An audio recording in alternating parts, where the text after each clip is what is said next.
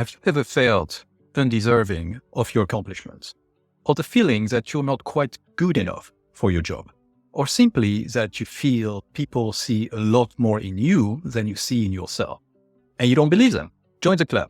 This feeling, known as impostor syndrome, affects people from all walks of life, from students to seasoned professionals, artists to executives. Today, we will uncover what impostor syndrome really is, explore its origins and scientific theories, and most importantly, share strategies to reframe these feelings, empowering you to make the most of who you are. Let's go from doubt to confidence and transform the way you see yourself. Ready? Let's dive in. Hey, my name is Greg. I'm a master coach and I help people, teams, and organizations to know themselves, design their future selves, and become their future selves. I'm here to help you live a life where you have control. To tackle imposter syndrome, we first need to understand what it is and where it comes from. The term imposter syndrome was first identified in the 1970s by psychologists Pauline Clance and Susan Imes, focusing on high-achieving women who couldn't internalize their success. They felt like frauds, fearing exposure at any moment. But imposter syndrome isn't just about feeling like a fraud. It's deeply rooted in our psychology, stemming from a mix of personality traits like perfectionism, family expectations, social pressures, and sometimes our upbringing. Imposter syndrome can be linked to various factors, including a person's attribution style, which is how one explains their success or failure, often attributing success to external factors like luck, and failure to personal inadequacy. Interestingly, imposter syndrome doesn't discriminate. It affects men and women across different stages of their careers and lives, challenging the myth that it's a rare phenomenon. In fact, some studies suggest that up to 70% of people experience these feelings at some point, making it a common yet often unspoken experience. At its core, imposter syndrome is a complex interplay of neurology and environment. Our brains are wired to focus on the negative, thanks to the negativity bias, making us more likely to remember and dwell on doubts and fears. And by the way, those doubts and fear increase with mental fatigue throughout the day, and they peak at about 2 a.m. in the morning. So if you're doing catastrophic scenario planning in the middle of the night, you know why. Culturally, we are also influenced by a constant barrage of success stories and highlight reels, especially in social media where comparison is in your face all the time. This culture of comparison fuels our feelings of inadequacy and fosters imposter syndrome. Now let's just make one thing clear. It's perfectly normal to feel this way. It is not a defect that we have. It's part of who we are as human beings. Let's talk about how to identify imposter syndrome. Recognizing the signs in ourselves or others is a crucial step towards addressing it. Imposter syndrome manifests in various ways, but there are some telltale signs to look out for. So let's go through some checklist of a few factors that you might recognize. First, there is a persistent belief that you are not as competent as others perceive you to be, despite evidence of your achievements.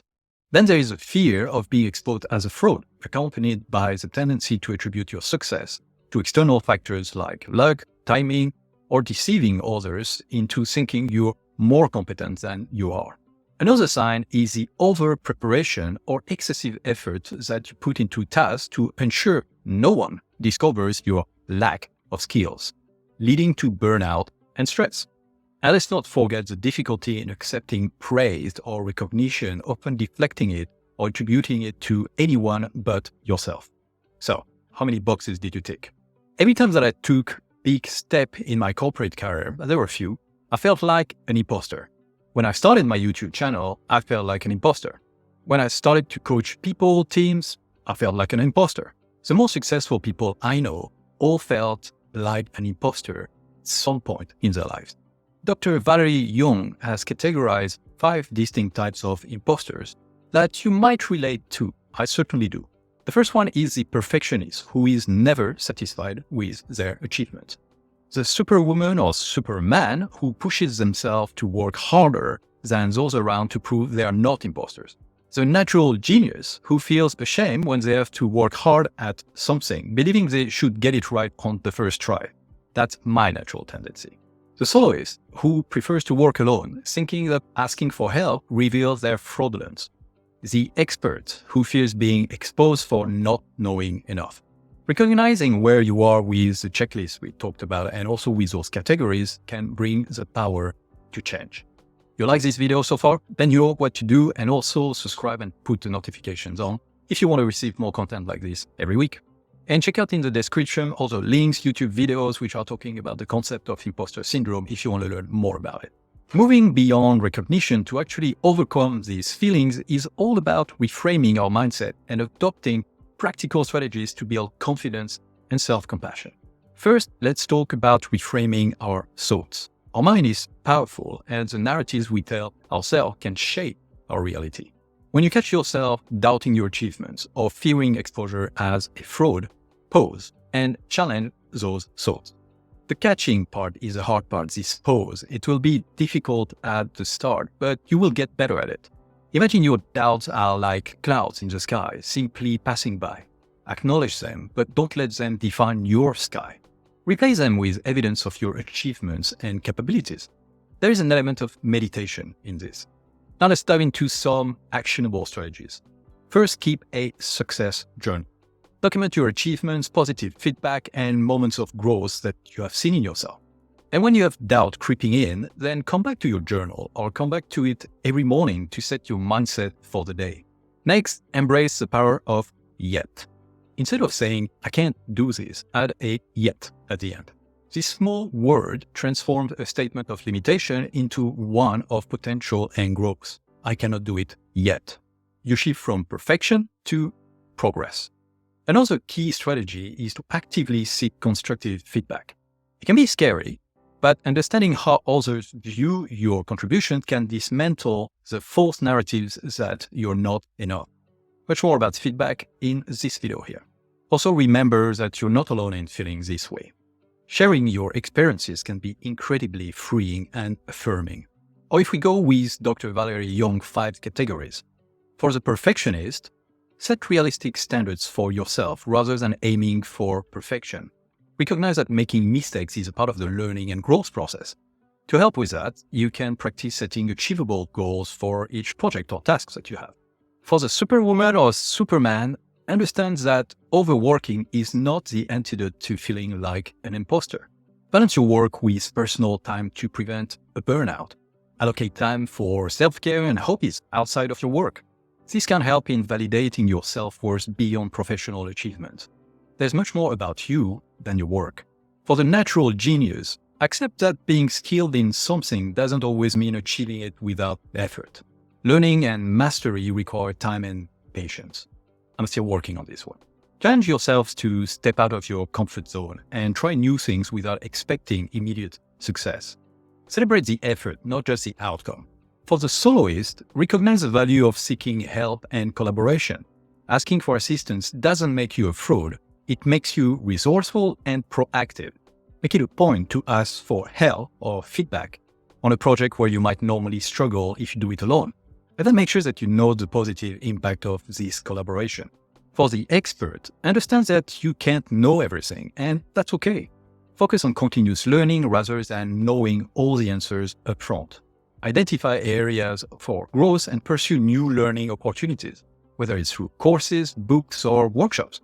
Then you can reflect on what you've learned and how it can contribute to your expertise. Seeking help is not only a sign of strength, but also a pivotal step towards empowerment. Let's explore the types of support available and how they can make a significant difference in your removal of imposter syndrome journey. Professional help such as therapy or counseling can offer a safe space to explore the root causes of your imposter syndrome and develop strategies to combat it. Cognitive behavioral therapy in particular is effective in challenging and changing negative thought patterns. If one-on-one therapy seems daunting, consider joining a support group. Sharing experiences with others who understand what you're going through can be incredibly validating and empowering. It's a reminder that you're not alone in this. Just Google Imposter Syndrome support group in your area and you will probably find one not too far. Coaching and mentoring can also be transformative. You knew I was going to say that, right? A coach or mentor who specializes in imposter syndrome can help you set realistic goals, celebrate your achievements, and see your true value beyond the imposter narrative.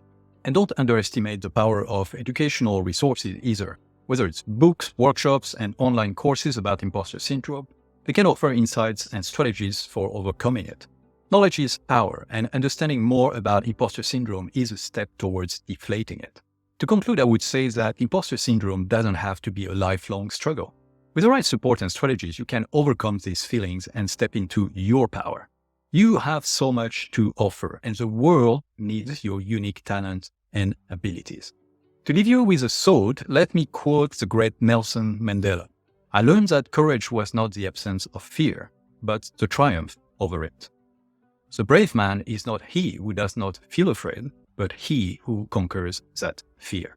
If you seek more insights into nurturing your growth, you might want to deep dive into building a strong presence, which enhances your self-awareness and leverage your unique strengths. And much more about that right here.